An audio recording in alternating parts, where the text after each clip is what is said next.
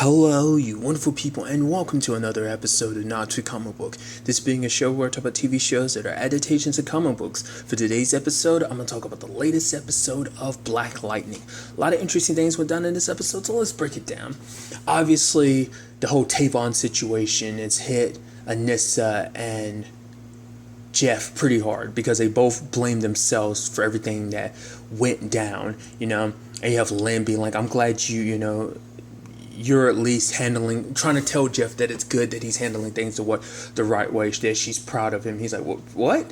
And it's like, oh, because you didn't suit up and have the typical response. He's like, yeah, but because I'm not suiting up, the fact of the matter is we're kind of in this situation. Tavon is dead because I wasn't there as Black Lightning, because I'm adhering to these rules and these guidelines that the ASA had set up ahead of time. So there's that whole situation. And obviously, we don't see it, but apparently he attacked some ASA people while also leaving a lightning bolt burned into some place, which I guess it's not spread enough news, because I guess it was supposed to be like a middle finger to the ASA, specifically to Odell. He did it somewhere I guess Odell would take notice of it, but I guess the general public of Freeland, because no one made a point of it throughout the episode, so... But then Lynn kind of found out, and she gets pissed because it's like, there you go again. You're always doing stuff. Because it's like, this isn't even about Tavon, saying that everything that you've ever done hasn't been about your dad, hasn't been this or that. It's always been about you. Saying that the fact is that Jeff doesn't tell her everything. It's like, we're supposed to be partners in this, which immediately you're like, I love that the scene afterwards is literally her with Tobias. So like, right, you didn't tell him about that. You basically helping rejuvenate his mortal enemy. Yes, it was for the sake of the pod kids, but still. It's a very complicated situation. Like, obviously, that's always been a bit of, I guess, contention in their marriage. It's just the balance of this. It's sad because you thought at one point in time they had that balance again, that things were good, but just because of this whole ASA situation, it's kind of put an even bigger strain on the relationship. I'm sure the green light that she's on isn't helping that. I'm sure it's actually aggravating that, but regardless.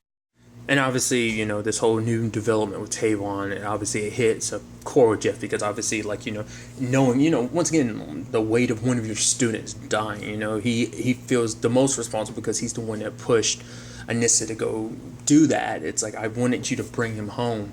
And it's like, I was wrong. I was, it's that situation of, sometimes you need to think more with your head rather than your heart type of situation. Tavon was safe where he was, but your decision to move him, but to be fair, that was other things coming together because of the whole, like, Khalil painkiller was sent to kill Anissa, or rather Blackbird. So it just, sadly, a whole bunch of stuff came together to make that situation play out the way that it did, sadly.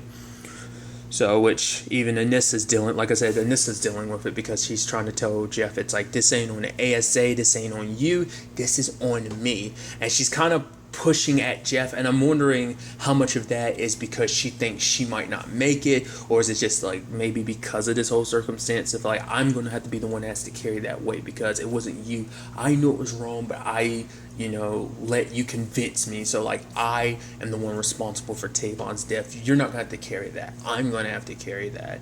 And so I'm wondering what this means for her relationship going forward with Jeff. Like, there's contention there. Like, the sad thing is, like, Pierce family is falling apart on many different angles. And, you can only hope that everything kind of eventually works together where they can kind of bridge this gap, that's being created. Hell, Anissa didn't even bring herself to tell Jennifer, Lynn, nor Jeff that she was, sick, dying from Khalil's poison. I mean, the fact is, for one, she didn't want to worry them because they're all literally dealing with so much. But she did make a video for them. I'm wondering, did she delete that afterwards, or is she still going to keep it just in case something ever does eventually happen to her? I guess in my mind I was almost thinking like eventually the poison would just, I guess I like that being an element of like, oh no, the poison didn't go away, showing you how strong it is. Even to the point Gamby was saying, like, because a poison is kind of affecting her abilities, like she's almost as vulnerable as anyone else because she has a rapid healing. So, but the way the conversation was almost happening, it almost sounded like it was just affecting her abilities in general. I guess like her rapid healing is a part of just her overall thing of being basically giving herself superhuman strength and making herself invulnerable. I guess even that aspects of her abilities were being attacked by the poison. That's the way Gamby kind of made it sound, but I thought that was kind of, interesting. But the thing is, I thought she kind of might bounce back from it. But I figured it'd be like, because it seemed like it ripped through Tavon so easily. But at the same time, Painkiller can control how much poison he sends in your veins. But luckily for her being a meta, specifically her ability to heal, made it so she didn't. It'd be probably like if Barry got hit by the poison, like it'd probably take, I don't know, because his healing factors on a whole different level just because of just Speed Force and everything, and just like how his body works with his healing, that it'd be on a different level maybe, but it'd probably impede him much like it did Anissa, because it would probably eventually start breaking down his powers too in the same manner. So I just think that's kind of fascinating. Luckily, Gamby was able to kind of find a cure, but it wasn't until after he was like, wait, is this what I think it is? Because he felt like he's like, oh, like I've come across a similar poison before, but he probably wasn't 100% sure where. But then he looks at it after studying and is like, wait a minute, this is a much more potent poison version of Khalil's poison. And so for him, it's in his mind now, so he goes to check on Khalil's body, and it's like, yep, an empty casket, so he's back. Now the big question is, how is he going to break that news to everyone, including Jennifer, that Khalil is not only is he alive, that he might actually be the assassin. What's he going to do when he brings that news to Anissa? Because, you're going to be fighting Jennifer's ex, who she believed was dead. Like, what does that mean? I mean, with everything going on, would Gamby say anything right now? I mean, he'd probably tell Jeff, maybe Anissa, but I don't even know if he'd tell Jennifer. That might be something they try to keep secret. That who knows what that might end up turning into. Which, speaking of Jennifer, we see her breaking into Brandon's house this episode, and it does seem like he has a whole bunch of stuff, and it's like, yo, what's up with all of this? There's rocks and stuff there, because at first I was like, who house is she breaking into? And I'm like, oh right, Brandon, right, he's a metahuman, he's keeping secrets. Well, what was interesting though is we kind of get we find out exactly what his power is, and it's interesting. We got another Earthbender. I think that's kind of interesting. Obviously, if you haven't seen this week's episode of Supergirl, an Earthbender got introduced, so it's just interesting to kind of like continue that, like the next day to have another Earthbender. I think that's kind of neat, and I guess that kind of explains why his power is the way it is, because I guess like Earth, it's very absorbent. So I guess for him, it's like when he's being attacked by, Jennifer, like her power just kind of surges through him. I guess he literally grounds her ability, because his power makes it so that nothing really conducts. Because Earth doesn't conduct electricity. There needs to be something there to be the conductor for it. So I guess that's what it is, of just kind of like he's able to kind of just like absorb the energy. Whether he can like blast it back out, probably not. It's probably just a full like probably like any attack he can probably absorb and maybe turn it into energy for himself. We don't know the full scope of his abilities, other than the fact is that he can mold like coal into diamonds, hence why he kind of has a lavish lifestyle he does. But it turns out that he's after Dr. Jace, because it's like, oh, she murdered my mom, so that's why he was keeping tabs on Lynn, because he thought that Lynn would be his way of finding Dr. Jace. Which we see her pop back in the story, so all those storylines are going to kind of converge on that regard, in that aspect. But I guess Brandon's mom must have been one of Dr. Jace's subjects, the ones like she'd cut off feet of and hurt and kill just to do whatever she needed. It might be that type of thing. Like Brandon's mom might have been one of her quote unquote lab rat type of things, so that might be her. Or maybe I'd assume. Because let's not forget she was in prison for all that stuff, so I wouldn't be too surprised. And I guess probably finding out that she broke out probably hit a chord of like, that's why I'm thinking like probably why the timing is what it is now, because it's like, oh, she was in jail, now she's not in jail, I know she's out here and she's free, so that's what he's doing though. So I thought that was just kind of interesting. Also kind of puts Jennifer in this very interesting spot where, because prior to Brandon, she has no one else she can talk to about all this. At the very least, she had Khalil before, because he's a meta, so it's like there was something there. But now, like, with Khalil going, quote unquote, going, she didn't have anyone else her own age to talk to about all of this, but now she does. Because there's just things she can't confide in with her parents or her sister, so it's nice to have someone else that she can have that communication with, so I think that's kind of a dope element they're setting up, which once again is interesting. They're setting that element up with Khalil popping back into the story and everything, so that's definitely going to be interesting and very complicated. There's Lynn's side of the story where basically she's trying to be in control of Tobias, but Tobias isn't that easy to be controlled. I mean, he actually kind of flips the scripts on her, basically saying like, "Oh, how's that husband of yours? I heard all about his little shenanigans." She's like, "How'd you hear about that?" He's like, "I've got my ways." It's like, even I'm like, how the hell do you know that? You're locked up. You're in this pit, like most, if not like literally all day. So how would you even have ties to get any information like that? Not unless he's got someone there at the ASA, like not unless someone's kind of on his payroll, secretly working for him or something. I don't know what the hell that is, but regardless, kind of threatening her family again. And I guess it's the thing of like, if you do what I say, maybe I'll consider about going after Jeff, because obviously I promised not to go after your family. So it's like, you want me to be your friend, especially because it's like, well, he also knows Jeff's identity, so it doesn't even have to just kill Jeff. I mean, for one, he could put Jeff on the map by being like, oh yeah, Jefferson Pierce, he's Black Lightning, and then eventually kill him. It's kind of how that could go. So it's like, hey, I need you to get me information on all the metahumans here and what their abilities are, which she reluctantly does.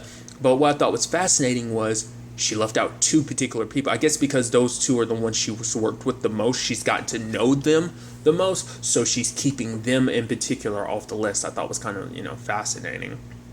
And sadly, no one else got that luxury, but I guess she figured like two off the list wouldn't be too noticeable to Tobias, so try to keep them safe and out of whatever it is that he's doing. The whole situation does make Lynn kind of do a little reflecting, because I think it's like all the stuff she was chastising, Jeff for, she's kind of doing because she's keeping this whole Tobias thing a secret, especially knowing how important this whole Tobias thing is to Jeff for her to do what she's doing. Like, she knows how messed up that is in the grand scheme of things, which makes me wonder about the blowout at the end of the episode. Was that specifically because she's trying to push Jeff away? Because like anything that, like, is it because it seems like she's spiraling a bit, because it seems like she's still suffering the effects of like that green light or whatever, because it just seemed like everything got slowed or whatever. So it's like she's spiraling, but the question is like, is she trying to stay away from him? Because it's like, if she stays away from Jeff and everything, maybe she could keep Tobias at bay. Maybe she doesn't, the guilt of keeping secrets, or, it's like you're doing stuff. It's like, I guess for her, it's like we're both honestly messed up. It seems like it's supposed to lean more towards her being like, it's the thing of, I don't know, she's pushing him away because of just everything that's going down, or whether that's really how she feels. I feel like it's more the latter, but maybe there is some truth in it. Of like, we just keep spiraling back and forth of like, we try to make this work, but obviously it doesn't, because it's just, we find ourselves in this cycle again, so it's gonna be interesting to see where things kind of go. It seems like we're probably going to have a much tighter bond between Tobias and her, just for the circumstances of, oh, I'm basically threatening your family. So, doesn't matter what happens. Like, the fact is, which Tobias, being who he is, he's eventually going to find her way out of that pit. So, Lynn just kind of has to go. I mean, because for her, it's like, I just think it's fascinating too, because it's like, she isn't willing to see the ASA for what they are, because in her mind, the way she started at the beginning of the season, it's like, I get it, I'm not twisted about who they are, but now it seems like, I guess because of the green light thing, her mind isn't, like I said, it's kind of spiraling, so I guess she's not looking at them as the enemy like she should.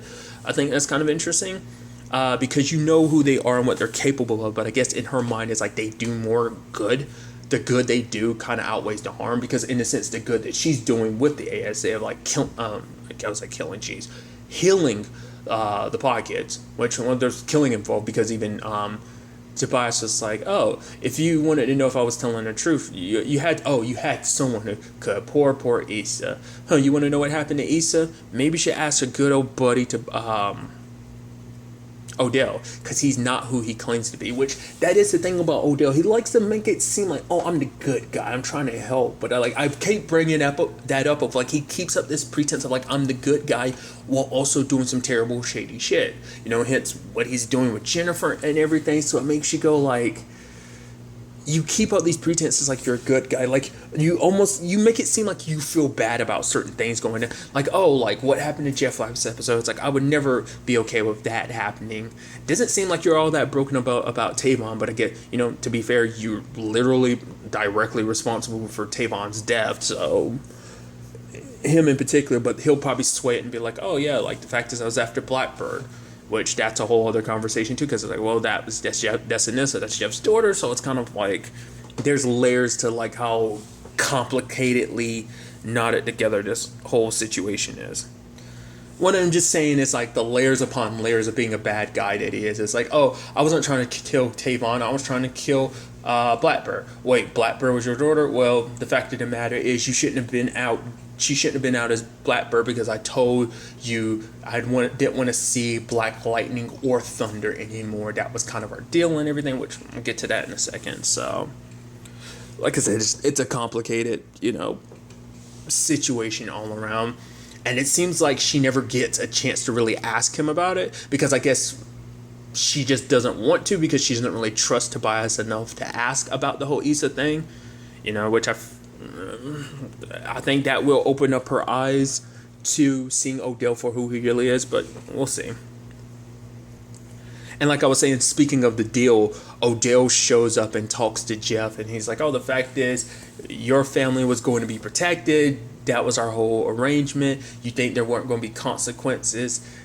And Jeff is like, you better hope I don't burn up your black ass. And he was like, you don't want to make an enemy of me. He's like, funny, Odell, I was literally about to say the same thing. So it's they're definitely going to be butting heads going forward.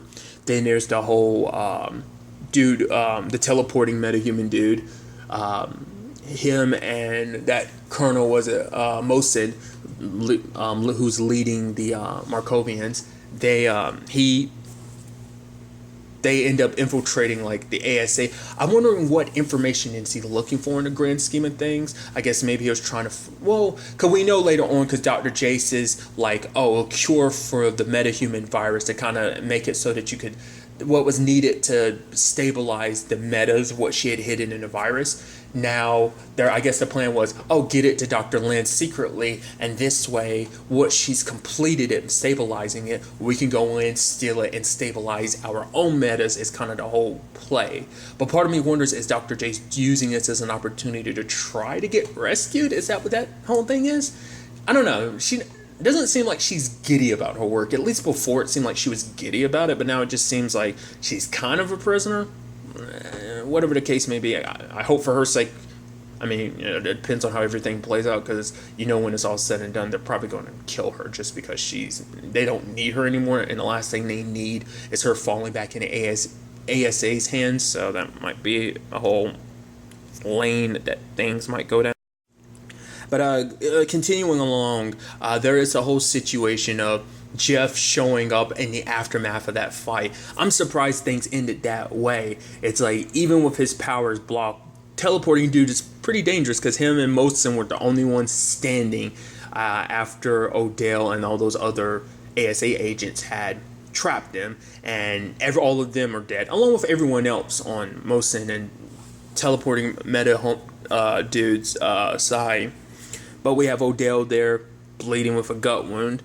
And Jeff shows up in time, which it sucks that he inadvertently has to save you, which it's like, you should have killed him, which Jeff, it's like, I'm not a killer. I don't kill people, which then you have, Odell's words of being like, you're weak. Because in Odell's mind, it's like, when you have your principles, when you have a job to do, it's like, you'll never get the job done because you're not willing to go as far as needed to do whatever you need to do to get the job done, which is like, yeah, but if he was willing to do anything to get the job done, that would make him no better than you. And last thing Jeff needs to be is you. That's what separates him. That's what made that whole situation with Tobias, stepping up to prove that he is the hero that he is by not killing this person he's wanted revenge on ever since he was a kid.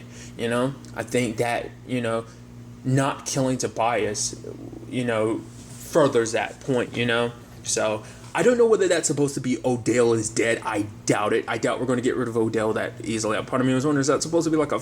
But I guess maybe Jeff took him somewhere. Because, like, Lynn never brought it up. So it must be like Odell just, like, passed out from the bloodline. So he's still alive and kicking. So if need be, Lynn might get her chance to, you know, ask that question about Issa and kind of understand. Like I said, I'm curious to see what the full scope is of, like, what Odell is planning on doing with Lynn, especially with her hooked on Greenlight. Obviously, like I said, it's sending her spiraling, but I'm curious, like, what else there is to that. What I also think is fascinating, we haven't touched on it yet, but there is the brain controlling chip. I mean, to be fair, it's being used in Khalil, but obviously you thought there'd be kind of mass manufacturing that, but I guess, like, maybe once all the pod kids are, like, stabilized, then that's going to come out. We'll see if that ends up being the case later on or not, or whether it is solely a Khalil thing. Because, I mean, I guess that might be the only, that is the prototype and it's the only one of its kind that exists, so we'll have to wait and see in that regard.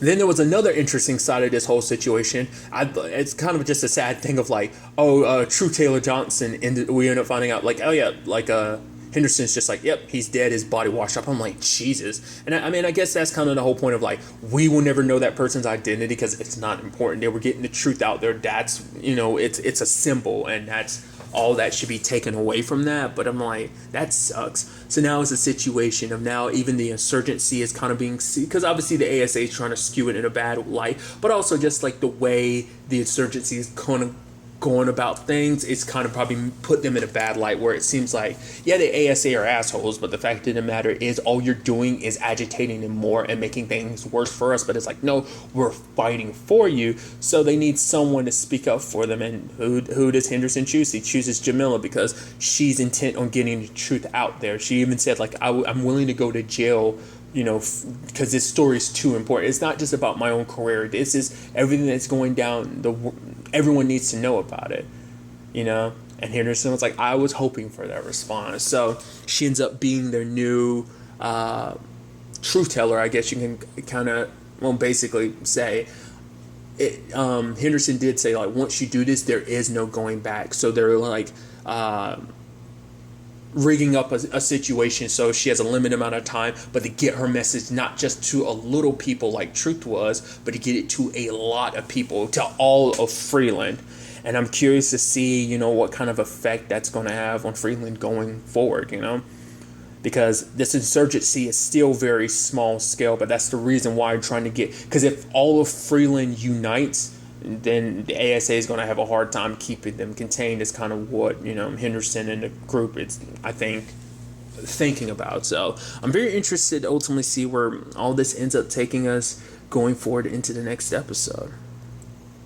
But really, that's all I want to talk about. Till the next time we meet, be happy, be safe, live life to the fullest, and enjoy it. Good day and goodbye.